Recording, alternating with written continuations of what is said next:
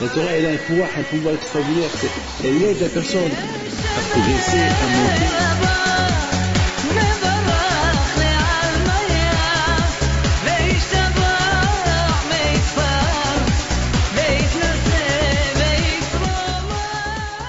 La paracha de Ve'alotra, la paracha de Matan Torah, et toujours cette période-là, cette période de Shavuot, c'est la période de la paracha on parle un peu de Bamidbar, le désert.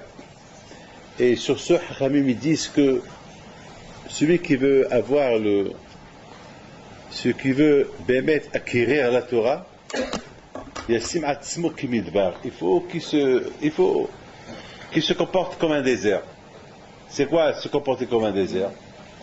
C'est-à-dire que, comme le désert, tout ce qu'on trouve dans le désert, c'est efker, c'est abandonné. On n'a jamais vu quelqu'un... Parce que le désert, il est inhabité. Personne n'habite dans le désert. Le désert, il est vide. Et lorsqu'on trouve quelque chose dans le désert, il n'y a pas d'adresse. On ne peut pas dire que ça appartient à quelqu'un. Donc, ce qu'on trouve dans le désert, c'est à toi. Efker. Il n'y a pas de... Dans le désert, ce qu'on trouve, on le prend, on peut habiter dans le désert, personne ne va rien vous dire, parce que le désert, il est inhabité. À Paris, construire une maison à Paris, il y a toujours... Il y a les lois. Mais dans le désert, il n'y a pas de loi parce qu'il n'y a pas de droit dans le désert. Il n'y a pas de gouvernement dans le désert. Il n'y a rien.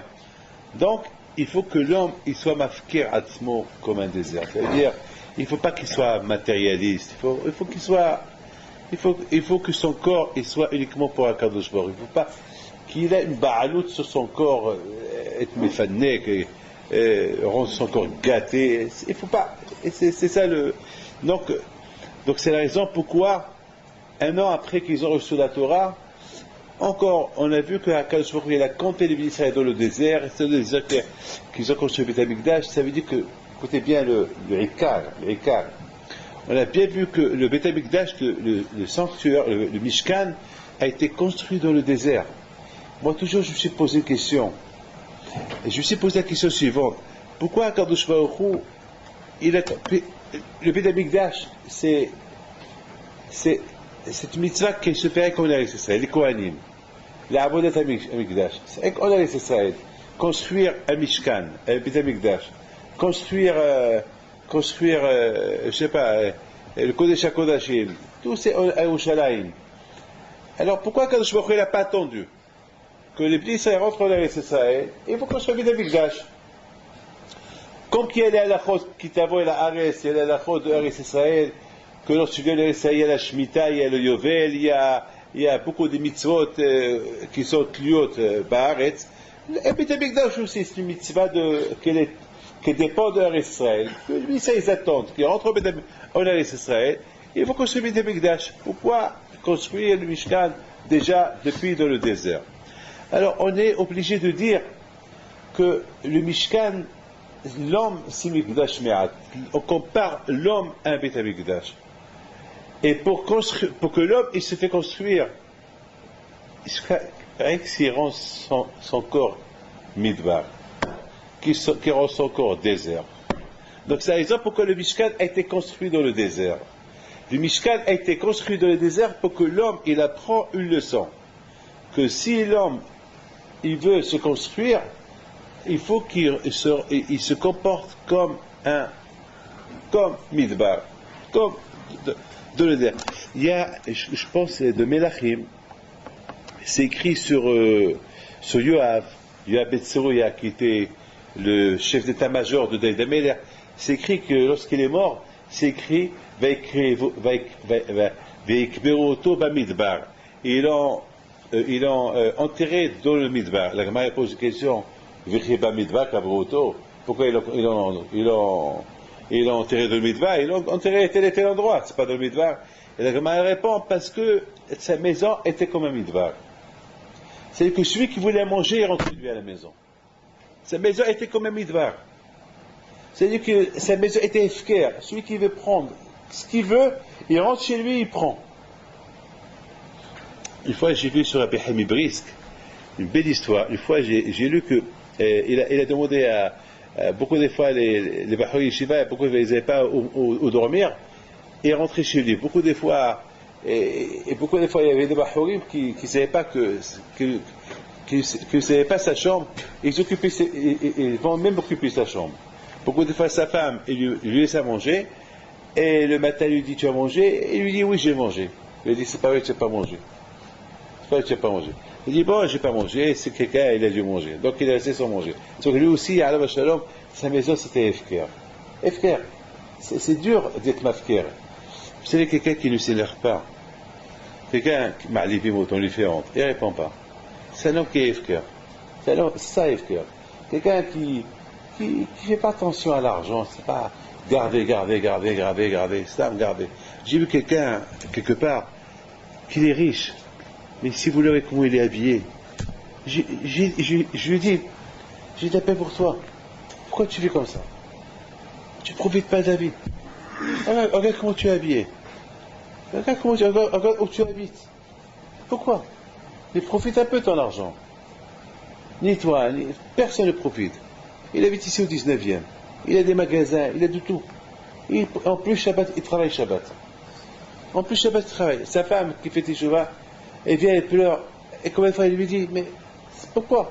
Pourquoi tu travailles? En plus, il est diabétique, il est dans l'insuline, il est vieux, il est cardiaque, il a presque 75 ans. Mais presque, il est en train de mourir. Pourquoi? Ça, il est évêque à l'argent.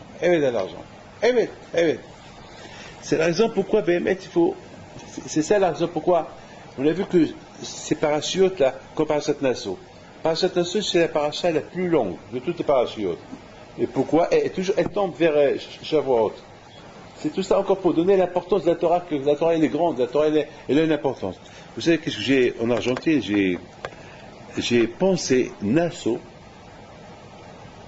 Donc qui peut me dire à quoi j'ai pensé? Hein? Nassau, c'est la Gemataria avec le collet de Goshen. C'est bizarre, hein? Goshen, Shinun, Nassau, avec le collet. C'est ça,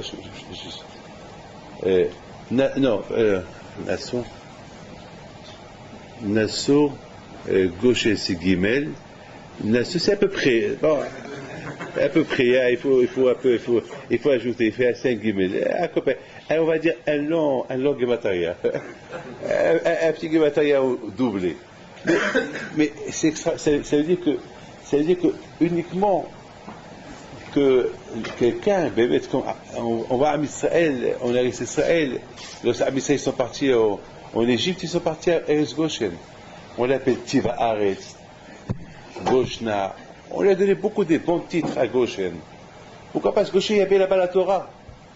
Donc Nassau aussi, cette paracha, elle tombe toujours aux environs de Shavuot pour donner l'importance à Haga Shavuot. Mais à Botaï, c'est pas ça tout mon Inyan. Hier, lorsque j'étais à l'aéroport pour venir ici, avec tout le monde qui était autour, on m'a dit que je fais un petit Dvar Torah avant le départ. Et puis, j'ai posé une question. Parce que j'ai fait beaucoup de publicité là-bas de veiller, donner un peu le temps, veiller la veille de Shavuot. Bon, les Bnei Torah, ils savent ce qu'on veiller, mais ici en France, Baruch Hashem, ça s'est beaucoup propagé, veiller la veille de Shavuot. Et là-bas, je voulais donner un temps à la veillée de Shavuot. Et puis, j'aurais posé une question. Vous savez pourquoi on veille à Shavuot? Je veux dire, on veille à Shavuot parce que Am Israël devait recevoir la Torah le lendemain, ils sont partis dormir. Alors, nous, pour réparer, c'est pas une faute, pour réparer ce qu'ils ont fait, alors nous on veille. Et c'est écrit que Moshe Rabbeinu le matin, il est parti, il les a réveillés. Il va dire qu'un jour vous attend. Et c'est écrit, il les a il les a poussés de venir, allez. Mais moi, je me suis posé une question. Comment est-ce possible d'aller dormir?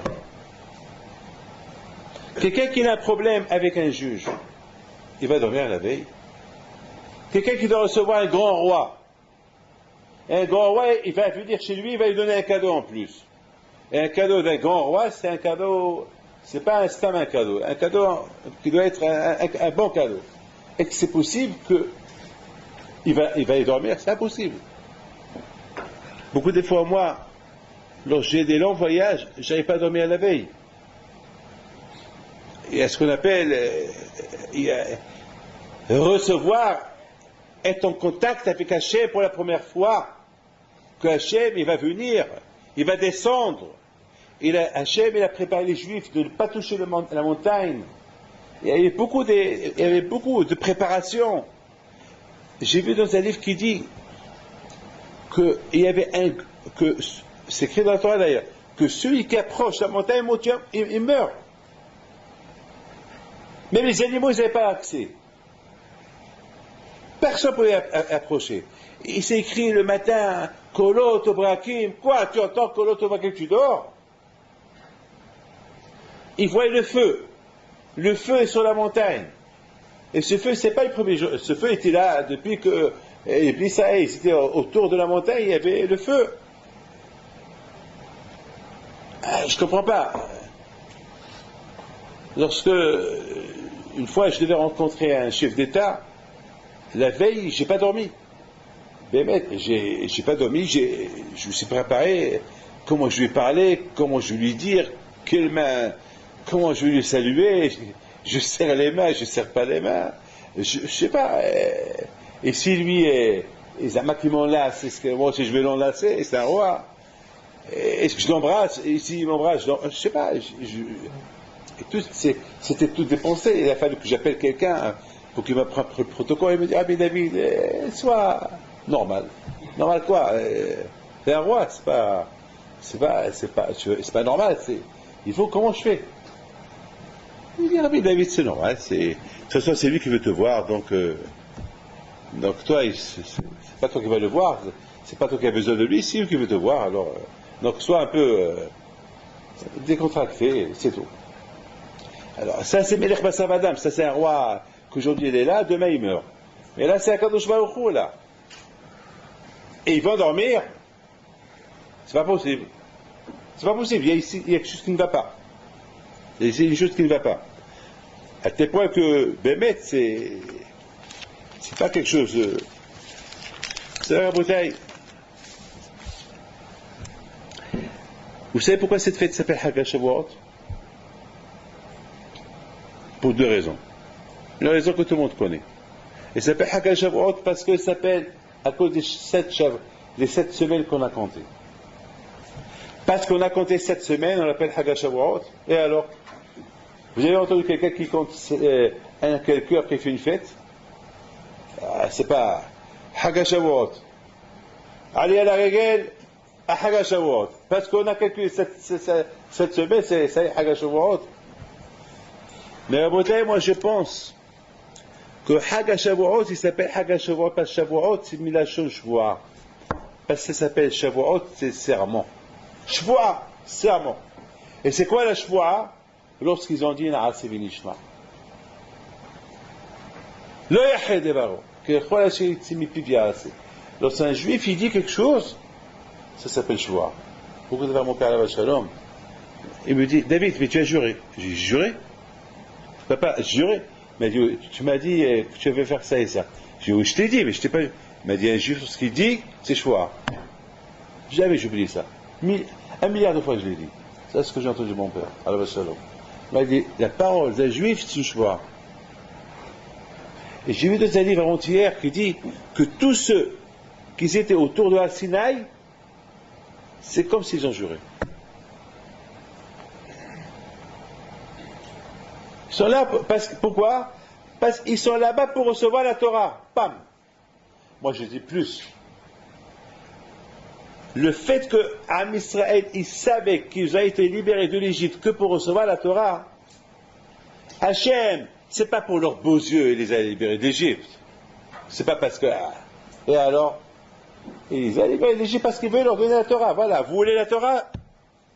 Sinon, vous allez crever là-bas. Comme les autres qui sont morts. Pendant la plaie de Makatchocher, une bonne partie des Juifs, ils sont morts. Pourquoi ils sont morts? Parce qu'ils n'ont pas voulu. Donc, tu ne voulais pas quitter, alors. Voilà, pourquoi je suis pour le venir? Vous vous êtes enrichi sur mon dos, vous vous êtes enrichi avec tous les miracles que j'ai fait, et vous restez en Égypte. Là-bas, là-bas, vous allez rester, là-bas, vous allez crever. Ils sont morts.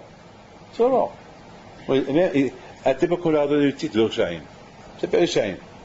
Donc, la question est encore plus forte.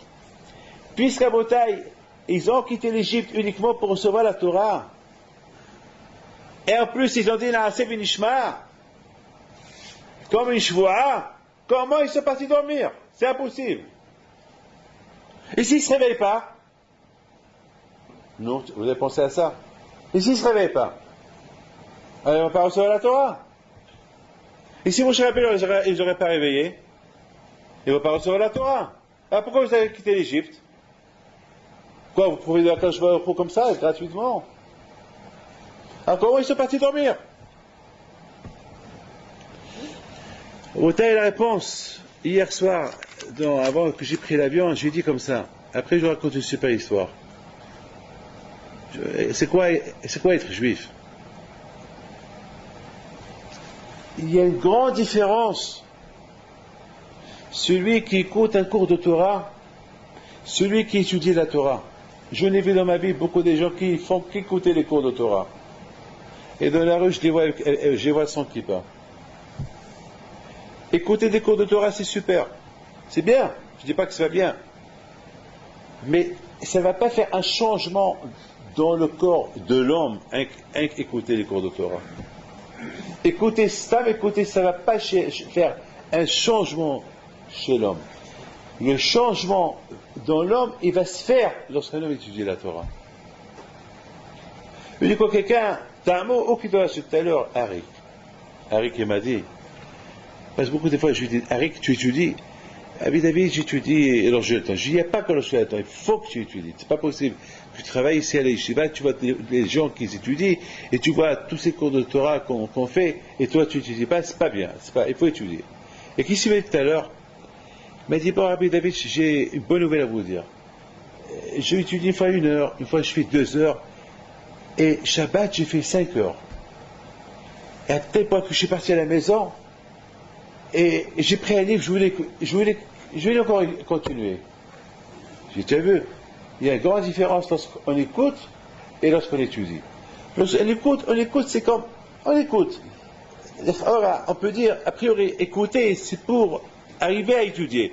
Mais si on écoute, et après on s'adapte à rien qu'à écouter, on s'habitue à rien qu'à écouter, on ne va pas étudier, ça ne va plus faire l'effet. La Torah, ce qu'on écoute, ça peut beaucoup de gens, je les vois sur qui pas dans la rue, avec tout ce qu'ils écoutent. Il y avait une fois quelqu'un ici, je parlais, il était comme ça. Il avait la bouche ouverte, et chaque fois il faisait comme ça. Et ça m'a que, j'ai dit celui-là, ça il va venir au collège celui-là. La façon comment il était, et le lendemain je l'ai vu sans kippa. Maman, sans kippa. Il me dit pardon. Je dis pardon de quoi? Je dis, à moi tu dis pardon. Je dis mais pourquoi hier tu avais l'air d'être intéressé hier? Il dit c'est vrai, hier c'était un cours, waouh, c'était vraiment, je l'ai dit à ma femme, tout le cours je l'ai répété, et il est super, j'ai même pris une note. J'ai déjà pris une note dans ta tête, ou tu as pris une note sur un papier? On prend des notes, mais il faut prendre des notes sur la tête, dans la tête, pas des notes sur papier. Des notes sur papier, tu perds les papiers, tu perds tes notes. Mais lorsqu'on met des notes sur la tête, ça reste gravé. Mais je dis, voilà. À Botaï, il faut savoir une chose. Le Rahim Akadosh Alav Shalom pose une belle question.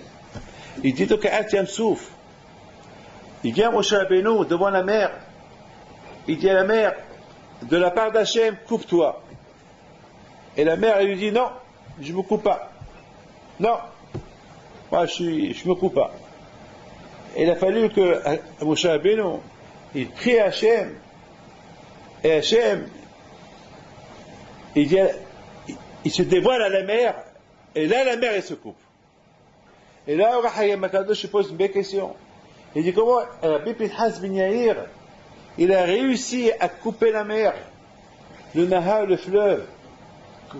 Beaucoup de tzadikim, ils ont coupé, ils ont voulu traverser. Il y a aussi un tzadik, on raconte sur Rabbi Shmuel Abersera, comme ça on raconte. C'est une histoire. C'est pour ça ils ont le mot Abersera, parce que le père du tapis. Parce qu'on raconte sur lui qu'une fois il devait voyager quelque part, il n'y avait pas de bateau, et il n'y avait rien du tout, et il n'y avait pas de Shabbat, et qu'est-ce qu'il fait? Il prend, et le bateau, je crois, il ne voulait pas, il l'a raté, il voulait pas, et qu'est-ce qu'il fait? Il prend un tapis, il le met sur la mer, il monte, et le tapis, il part, jusqu'à qu'il arrive au bateau. Lorsque le capitaine du bateau, il l'a vu, il a vu devant lui un tzaddik, vite, ils l'ont fait monter dans le bateau. Tzaddikim. Shlomo HaMelech alav shalom, il faisait jurer l'air, il prenait un tapis, il montait sur le tapis, et le tapis le prenait là où il voulait, il s'envolait, c'était un vol d'oiseau, là où il voulait. Et il a visité le monde entier, Shlomo HaMelech, comme ça je dis dans un midrash. Il dit, Rabbi Rahim Akadosh, comment est-ce possible que Rabbi Pinhas ben Yair, il coupe le fleuve, et Moshe Rabbeinu, il n'arrive pas à couper la mer? Le Rav et le Talmid, il y a l'élève, il y a le maître. Le Talmid, c'est Rabbi Pinhas ben Yair. Lui, il réussit à couper le fleuve, il traverse, et pas le Rav, Moshe Rabbeinu. Et Rahim Akadosh, il donne une réponse extraordinaire. Il dit, il y a une grande différence entre Moshe Rabbeinu et Rabbi Pinhas ben Yair. Moshe Rabbeinu, il n'a pas réussi à couper la mer parce qu'il n'avait pas le zérout de la Torah avec lui. Parce qu'ils n'ont pas encore reçu la Torah. Il n'y a qu'avec la Torah, on peut changer la nature. Comme les tzadikim, comme le grand de Vilna, Rabbi Himpito alav shalom, et beaucoup de Baal Shem Tov, tous ces tzadikim, ils changent la nature avec le kouach de la Torah. Parce qu'Akadosh Baruch Hu, il a créé la Torah, le monde avec la Torah. Donc si moi je respecte la Torah, j'ai le kouach de changer la nature. Mais après, la nature, elle retourne à sa place. Mais j'ai le kouach. Et chacun il a le kouach. On peut, avec le kouach de la Torah. Donc Rabbi Pinhas ben Yair, lui, s'il a réussi à couper la mer, parce qu'il avait le kouach de la Torah avec lui. Avec le kouach de la Torah, il a fait couper le fleuve. Et le fleuve ne pouvait pas refuser. Mais Moshe Rabbeinu, étant donné qu'ils n'ont pas encore reçu la Torah, donc il n'avait pas ce zéro de la Torah qui pouvait l'aider. C'est beau ce qu'il dit au Rahim Akadosh. Selon ça, je donne la réponse. Ils ne savaient pas encore c'est quoi la Torah. C'est vrai, ils avaient quelques mitzvot. Ils ne savaient pas encore c'est quoi la Torah. Anuchi Hashem Elokecha. Écoutez bien ce que je vais vous dire. Si je fais maintenant, nous, on est croyants. Écoutez bien ce que je vais vous dire. Si on n'a rien vu, si nous, on a l'aïmouna, et on vit selon la Torah, et on aime la Torah, c'est parce que nous tous, on a écouté Anuchi. Ce Anuchi Hashem Elokecha, il est là. Il est là. Shama'anu oto. On l'a tous écouté. Shama'anu oto. On l'a écouté. Et c'est pour ça la Torah, elle est olam l'tishaka. On l'a écouté. Donc il y a une différence avant qu'on a écouté Anuchi Hashem Elokecha et après qu'on a écouté Anuchi Hashem Elokecha. C'est la raison pourquoi le Yitzhara, il est fort chez quelqu'un qui n'a pas la Torah. Quelqu'un qui a la Torah, alors le Satan, il est moins fort. Comme Chachamim disent que le Yitzhara, Tzadikim, Yitzhara biyadam. Les Tzadikim, le Yitzhara, il est dans leurs mains. Dans leurs mains. Regardez Rabbeinu Akadosh. Il était milliardaire, il était riche. Avant qu'il est mort, il n'a jamais profité de ce monde-là. Il a levé ses 10 doigts vers le ciel et a dit Ribono shel olam. Ces 10 doigts-là, ils vont témoigner sur moi que j'ai jamais profité de ce monde. C'est grave ce qu'il dit. C'est ça, Benoît Kadosh. Le courage de la Torah. Donc maintenant, on comprend très bien les bénis Israël. La veille de matin de Torah, le Tzara a été très fort chez eux. Il n'a pas voulu qu'ils se préparent bien. Qu'ils rérotent. Il les a un peu refroidis. Ça va, c'est pas grave, allez vous reposer. Demain, vous allez recevoir la Torah. Mais comment? Allez. Il a réussi. Parce qu'il n'y avait pas le courage de la Torah qui va le protéger pour qu'il reste réveillé. Et ça, c'est un limout. Parce que tout à l'heure, je me suis dit, mais pourquoi Moshe Rabbeinu n'a pas fait une annonce? Une annonce. Une belle annonce. Il a envoyé Yeshua à tout le monde. Faites une annonce que ce soir personne ne dort. Qui ne va pas l'écouter? Qui ne va pas l'écouter? Une annonce. Il n'y avait pas la radio à l'époque. Il n'y avait pas de téléx, il n'y avait pas de téléphone, il n'y avait pas de micro, il n'y avait rien du tout. Mais il y avait une annonce. Les annonces, ils se faisaient vite. Parce que Mahani Israël était là, et tout le monde savait. Va y a Moshe, comment va y a Moshe? Une annonce. Mais comment Moshe Rabbeinu a fait arrêter les dons? Tout le monde disait apporter des dons avec Amikdash. Allez, il a envoyé des gens, allez, arrêtez. Et tout le monde a arrêté d'apporter les dons. Une annonce. Une annonce. Pourquoi Moshe Rabbeinu n'a pas fait une annonce? Ben justement, à Bretagne, Moshe Rabbeinu Bedafka, il n'a pas fait d'annonce. Parce que, et peut-être si on aurait fait une annonce, on l'aurait écouté. Mais Moshe Rabbeinu n'a pas voulu faire une annonce parce que Moshe Rabbeinu a voulu leur dire le lendemain, vous avez vu hier soir, vous êtes partis dormir. Si je vous aurais fait une annonce, ça veut dire qu'il faut, chaque fois, il faut des annonces. Tout ce qu'on veut faire, une annonce. Une annonce. Il faut que l'homme commence à comprendre de lui-même, sans qu'on lui fait une annonce. Il faut que l'homme, il arrive à comprendre, avec quelqu'un qui est attaché à la Torah, sans annonce, il va respecter la Torah Mitzvot. Quelqu'un qui ne connaît pas la Torah, il faut les annonces. C'est ça la bataille de l'Isod. Avant matin Torah, le Tzara était fort. Le Tzara, quelque part, il a voulu leur faire. Il n'a pas voulu qu'ils restent réveillés pour recevoir la Torah. Il a dit, c'est pas grave, demain vous allez recevoir, allez-y vous reposer. Mais c'était une erreur. Ils auraient dû comprendre qu'il ne fallait pas aller se reposer ce soir là-bas. Alors, tout le Inyan qu'ils ont quitté l'Égypte pour recevoir la Torah, maintenant ils vont dormir. Comment est-ce possible? Comment est-ce possible?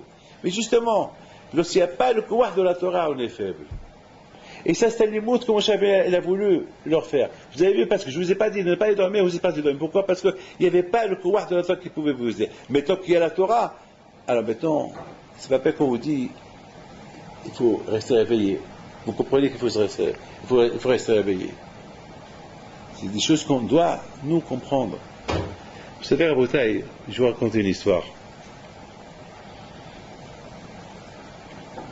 Sans l'étude, il n'y a pas l'amour, il n'y a pas la chaleur, il n'y a pas d'enthousiasme à Kadosh Baruch Hu. Et de le respect des mitzvot. Tant qu'ils n'ont pas reçu la Torah officiellement, ils sont partis dormir. Mais tant qu'on l'a reçu officiellement, alors c'est à nous de... Il n'y a aucune obligation de ne pas dormir. Et à toi de comprendre, sois logique. Écoutez, c'est une histoire que je vais vous raconter. Il y a un juif en Argentine, il me raconte, Haver, il me dit, Rabbi David, demain, il va venir vous voir, si ça ne vous dérange pas, un goy. Ce goy-là, il y a 2 semaines, je l'ai rencontré à Paris. Parce que ce Haver-là, cet Argentin, était à Paris il y a 2 semaines. Il était de passage de la Chine, il a fait un stop là pour partir, et de là il est parti en Argentine. Il m'a raconté comme ça. Il m'a dit, je l'ai rencontré pendant que je faisais les achats. Fabio, qu'est-ce que tu fais là? Qu'est-ce que tu fais là? Moi, je viens de la Chine et je suis là, je suis venu là. Pourquoi tu viens à Paris? Parce qu'à Paris, pour voir mon rêve qu'il est là, qu'il habite ici. Ah, c'est bien, c'est bien. Il discute, il dit, ça va, tu vas bien? Ça va, je vais bien. Alors, toujours tu fais du sport, et Fabio, c'est un monsieur de 2 mètres, carrure de. Un match, une carrure de Hercule, quelqu'un de fort, grande taille, bien musclé. C'est un monsieur qui fait beaucoup de sport et il travaille beaucoup avec des trucs de sport, accompagné. Il dit, pourquoi voulez-vous que je vais avoir. Tu ne veux pas venir cet après-midi, on passe voir le rap. Je lui ai dit, tu sais, moi je ne suis pas juif. Et pourquoi tu veux que je passe le voir? Il dit, pourquoi pas?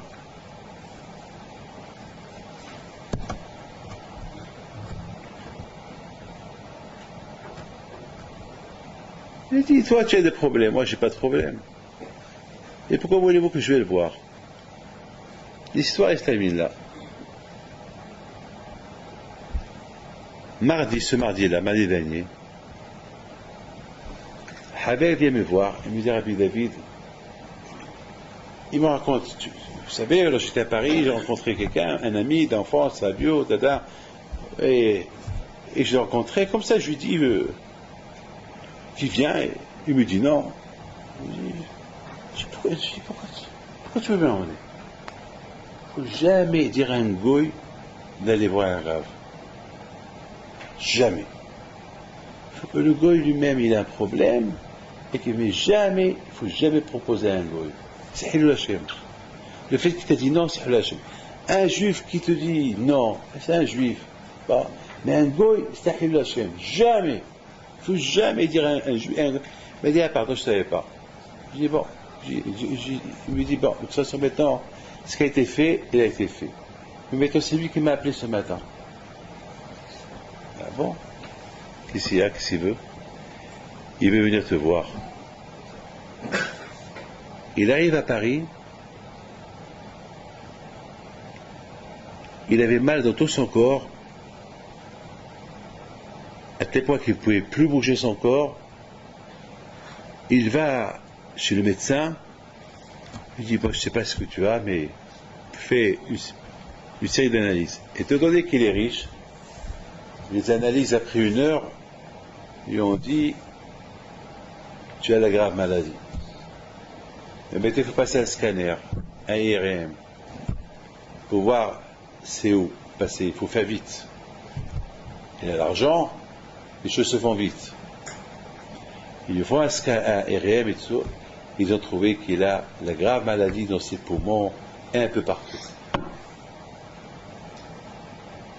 Il n'avait rien, il y a 1 semaine, et en 3 jours, voilà ce qu'il a. Et les médecins lui ont dit,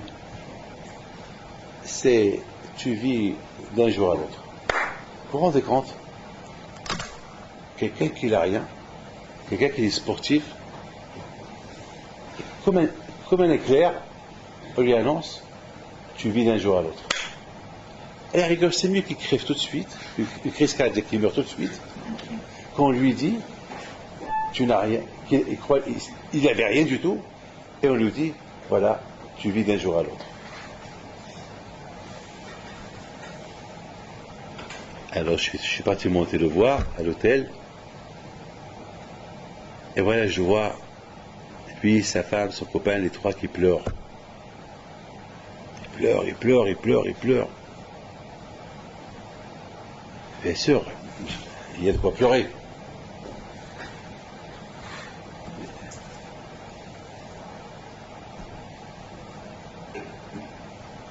Il me dit, mais c'est lui qui me dit, hein, c'est pas un juif qui me parle, un non-juif qui me parle. Il me dit, je suis prêt à acheter ma vie à n'importe quel prix. Je suis encore jeune, j'ai à peine 40 ans. Je suis prêt à acheter ma vie. Est-ce qu'il y a un prix à la vie? Je lui ai dit. Est-ce que la vie, elle a un prix? Le seul prix de la vie, c'est la Torah. On fait l'échange de la vie avec la Torah. Yehayenu ve'orech yamenu. Ve'hayi olam nata' bitochenu. אלא מה? הוא יפתח ליבנו בתורתו. De la part de הקדוש ברוך הוא, il a planté עץ החיים dans le corps de l'homme. עץ החיים, qui s'appelle Torah, Hachem il a planté dans le corps de l'homme. Et c'est comme עץ החיים, וחיי עולם, נטע בתוכנו. Mais, malheureusement, on est aveugle. Alors, on demande à Akadosh merci à Akadosh Baruch Hu pour la matana que tu nous as donnée. Mais Akadosh Baruch Hu, ouvre-nous la tête pour qu'on comprenne. Mais Rabotai, j'ai appris le leçon de ce monsieur-là. Combien un homme, il doit toujours être prêt à avoir un laisser-passer, un passe. C'est pas lorsqu'on a besoin d'Akadosh Baruch Hu, on vient lui demander. Akadosh Baruch Hu nous a donné la Torah qui s'appelle un laisser-passer qui s'appelle la Torah. Et la Torah s'appelle Haïm. Combien il faut l'apprécier. Et Rabotai, comme qu'à Rosh Hashanah, on reçoit les maisonnotes pour toute l'année, à Shavuot, on reçoit la Torah pour toute l'année. Tout dépend combien on s'est préparé. Combien chacun de nous s'est préparé. Selon ce qu'on se prépare, on nous donne. On s'est préparé, on nous donne. Si on n'a pas la Torah, pourquoi voulez-vous que le bon Dieu vous donne la Torah?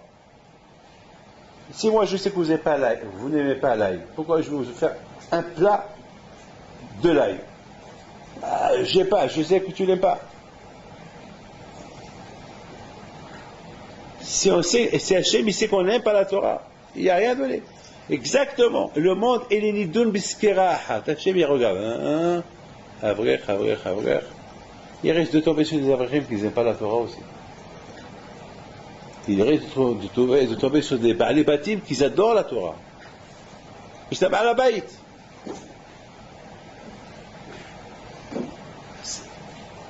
Hag HaShavuot, c'est Hag Matan Torah. C'est la fête de la Torah que Hachem, il donne. Matan, il donne des cadeaux. Il donne. Il distribue. Comme à Rosh Hashanah, il donne la vie. Et à Kadosh Baruch Hu, il donne la Parnassa. À Matan Torah, il donne la Torah. Il donne à celui qui veut. Michel le Kabel, celui qui veut recevoir. Mais celui qui ne veut pas recevoir, on ne lui donne pas. Il va dormir. Puis il va rester réveillé, il va passer toute sa nuit à fumer une cigarette l'une après l'autre, comme il dit Benishhaï.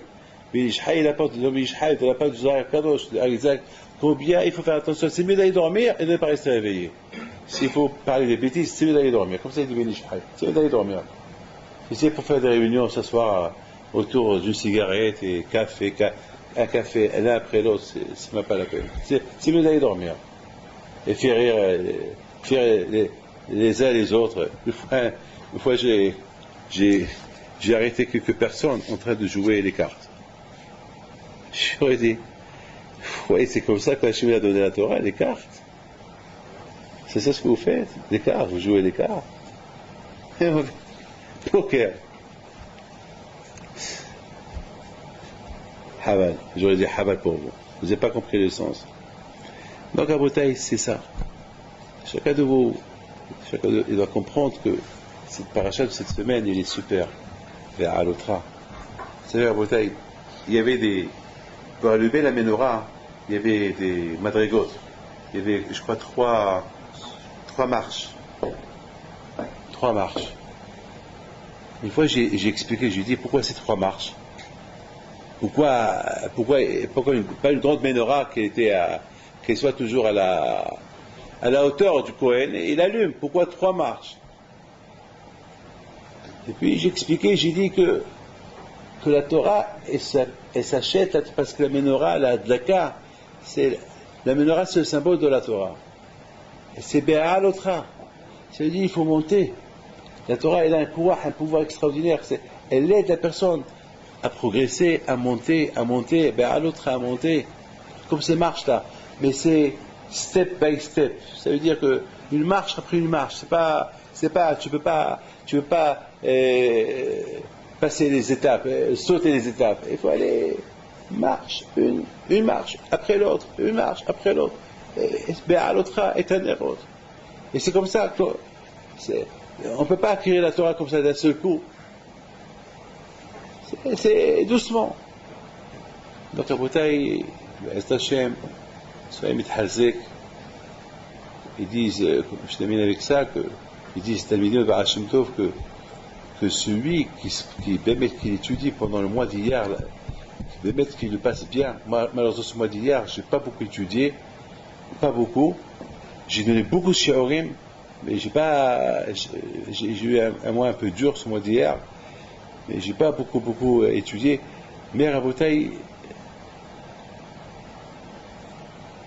je me suis contenté de dire, bon, tous les zouks que j'ai fait à gauche et à droite, c'est chez Inachcha, que Hachem il le compte comme si moi-même je me suis assis, j'ai étudié une Sugia ou quelque chose.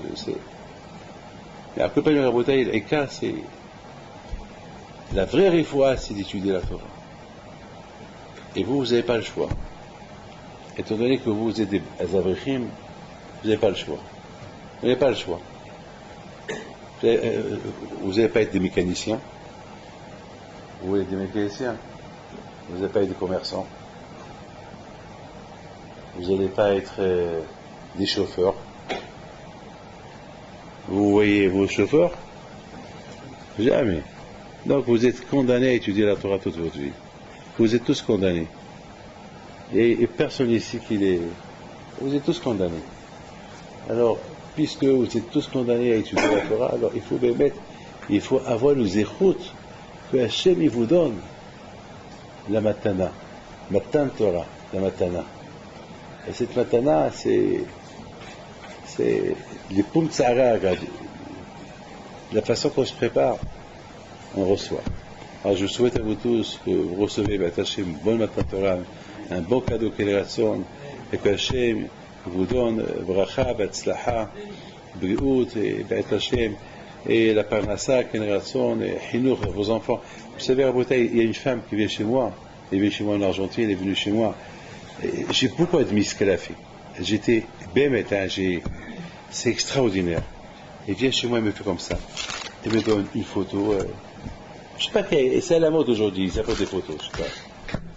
Moi, j'ai pas. Et surtout, parfois, ils apportent des photos pas bien. C'est à la mode. Ici, les gens qui viennent me voir ici en France, je leur ai enlevé cette habitude. Je sais pas pourquoi, je sais pas qui a ouvert ce pétard-là de montrer les photos. Et surtout à Miami, tous ces pays chauds, et les photos, ils sont terribles. Ils sont pas de snio, pas de sanoa du tout. Et cette femme, une femme qui est un peu religieuse, elle me dit, Rabbi David, ça vous dérange pas si vous pouvez bénir cette femme, mais elle n'a pas des enfants.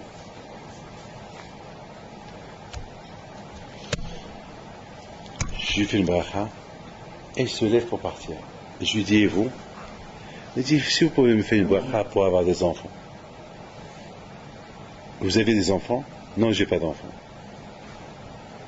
Et vous me demandez une bracha pour votre copine qui n'a pas des enfants? Elle me dit, moi, la pauvre, elle pleure tout le temps. Moi, je pleure pas. Moi, j'ai l'espoir. Mais elle pleure. Ça me touche, je peux pas. Je préfère que le bon Dieu lui donne à elle, et après, Hachem me donne. Je lui dis, tu sais pas que en la bénissant, tu te fais bénir toi aussi? En la bénissant, tu te fais bénir. Et je lui dis, c'est extraordinaire. Et je pense que c'est ça ma Torah. Hachem, il a besoin de donner la Torah à Israël. La Torah qui est Be'ahdout, que la Torah, c'est arrivé, c'est baisé. C'est ça qu'Israël était capable d'être unis les uns avec les autres. C'est important ça. C'est très important avant ma Torah qu'il y ait ce lien de Ahdout. De s'il y a ce lien de Ahdout, on peut recevoir la Torah parce qu'il y a des mitzvot que moi je peux faire que toi tu peux pas faire. Il y a des mitzvot qu'on peut pas, mais lorsqu'il y a Harivut, alors ce que moi je peux pas faire et toi tu fais comme si moi je l'ai fait. C'est-à-dire il y a une hakdama avant ma Torah. Parce que la Torah on peut pas tout ça faire. Alors comment je vais faire? Alors je vais me dire, tu as fait ça, je dis non, je ne pouvais pas le faire. Mais s'il y a Harivut, Elle me dit, Hachem, tu l'as fait? Je dis, non, je ne l'ai pas fait, mais le fait qu'il y a Harivut, j'ai toujours aimé mes ennemis, alors considère. Ah, d'accord. Donc, peut-être c'est très important ce lien-là. Que Hachem vous donne bracha batzlacha, je vous souhaite Hag Sameach, et on se voit la semaine prochaine.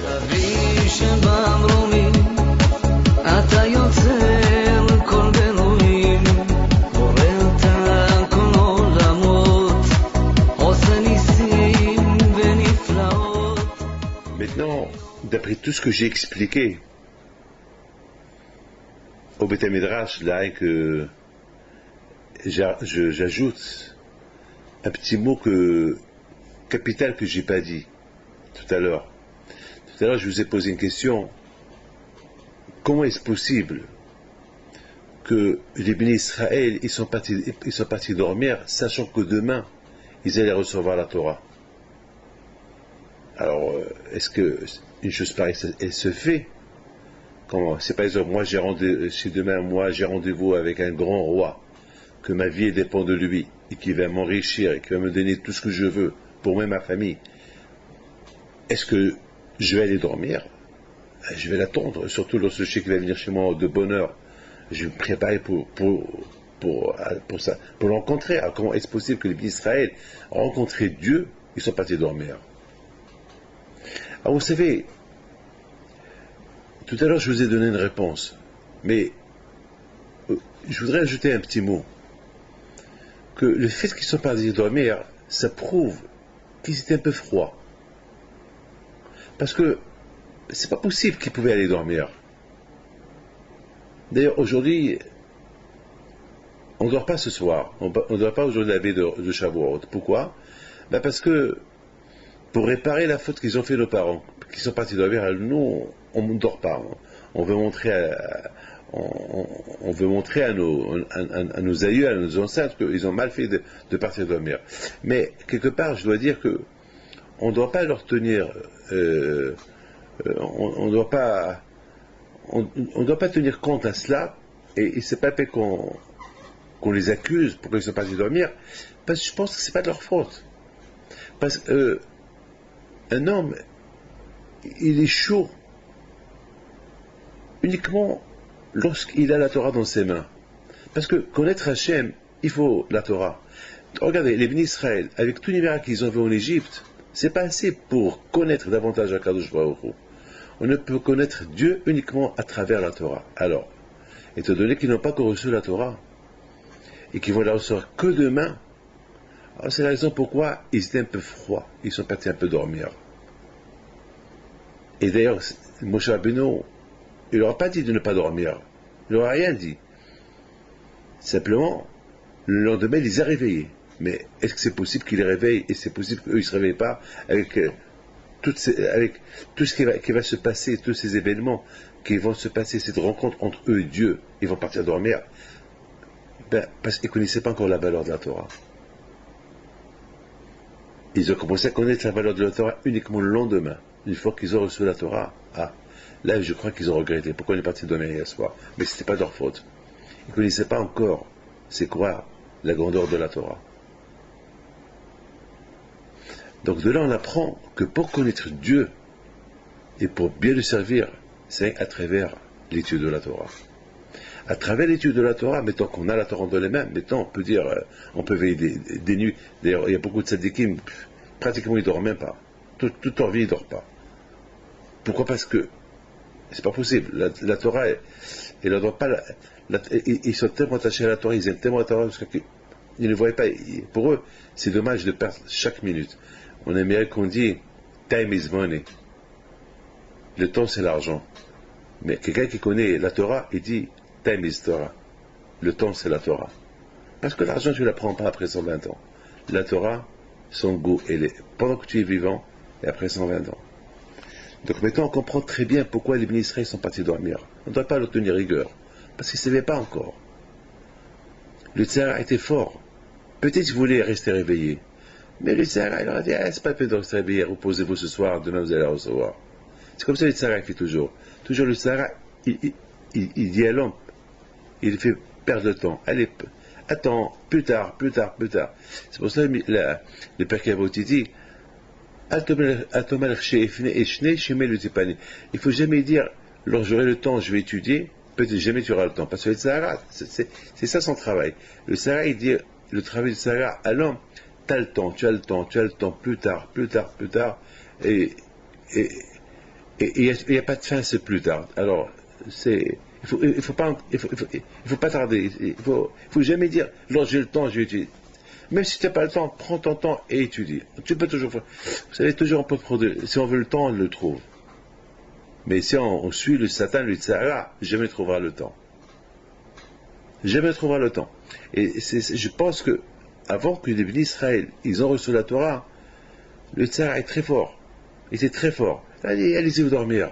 Ils ne connaissaient pas encore la valeur de la Torah parce que ils n'ont pas encore reçu. Donc le Satan, il les a refroidis un peu pour aller dormir. Mais maintenant qu'on a la Torah, et le Satan, il vient nous dire, allez dormir, c'est pas peine d'étudier, passe son temps, plus tard, on peut l'affronter, si on veut.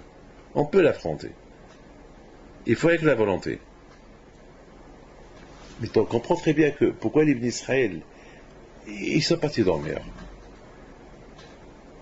Moshe Rabbeinu, il a voulu leur enseigner un enseignement extraordinaire. Vous voyez la bêtise que vous avez fait. Au lieu que vous compreniez de vous-même que la veille de matin Torah, on ne dort pas, on se prépare, peut-être on révise le peu de Torah que je vous ai donné pour pouvoir rencontrer Hachem le lendemain. Non seulement vous êtes parti dormir, il a fallu que je vous réveille et je vous fais je vous avais, comme c'est écrit au Moshe Rabbeinu, il les a réveillés, allez vite, le roi il vous attend. C'est pas normal que le roi il attend. Il attend seul. Le roi on l'accueille. Vous imaginez qu'un roi, il arrive dans une ville, il n'y a personne qui sort l'accueillir, tout le monde dort, il s'énerve. Alors, Rabbeinu a dit, faites vite, Hachem il est là, il attend. Il a fallu que Moshe Rabbeinu, alav shalom, il réunit tous les juifs, c'est là qu'il est monté chez Akadosh Baruch Hu, et c'est là qu'Akadosh Baruch Hu a donné la Torah à Israël. Donc maintenant, vous comprenez très bien, c'est super extraordinaire ce que je suis en train de vous dire. Alors que le Hachem, il nous aide, Be'ez Hachem, à affronter le Tzara avec la Torah. La Gemara dit qu'on n'a pas le droit de dire pourquoi Hachem tu as créé le Tzara qui nous embête, qui nous évite à étudier la Torah. Je pourrais peut donner la réponse. C'est vrai, j'ai créé le Tzara, mais je vous ai donné l'arme pour le combattre. C'est la Torah. Alors maintenant on peut comprendre que les bénis Israël, l'époque avant qu'ils aient reçu la Torah, ils n'avaient pas cette arme de la Torah, parce qu'ils ne l'ont pas reçue. Donc ils sont tombés dans le piège de ça, ils sont partis dormir. Mais maintenant on a l'arme, maintenant on a un argument. On peut pas aujourd'hui on ne peut pas dire le Tzara, parce qu'on a l'arme. Et d'ailleurs, le Talmud dit, après 120 ans, Ashri Mishibalekan Vatamodo Biyado. Heureux celui qui quitte ce monde après 120 ans, il arrive là-haut, et ses armes dans ses mains. La Torah. Lorsqu'on voit ses armes dans ses mains, qui est la Torah, on va lui dire, bon, tu as bien fait. On sait déjà qu'il est tzaddik. Avant de le juger, on sait qu'il est tzaddik. Parce que le fait qu'il a des armes dans ses mains, c'est avec ces armes-là, il a combattu les tzara pendant sa vie. Et n'oubliez pas, avec ces armes-là, Hachem, il nous fait naître. On est né juif, on est né avec des armes pour combattre les tzara. D'ailleurs, les sages disent qu'il y a un malach qui enseigne la Torah au bébé lorsqu'il est de le ventre à sa mère. Et une fois qu'il sort du ventre de sa mère, le malach, il donne un coup ici, il lui fait oublier toute la Torah qu'il lui a enseignée. Pourquoi? Pourquoi il lui a enseigné pour qu'il oublie? Parce que Akadosh Baruch Hu, il veut dire à l'homme, voilà, tu ne peux pas nous accuser qu'on ne t'a pas donné les armes. Voilà, on t'a donné les armes, à toi de les dévoiler. Les secrets sont en toi, les forces sont en toi, à toi de les dévoiler. Dévoiler, tu vas voir. Donc lorsqu'on arrive après 120 ans, on arrive avec ces armes qu'on a dévoilées, la Torah. C'est ce que je suis en train de vous dire. Que Dieu vous protège et bonne condition.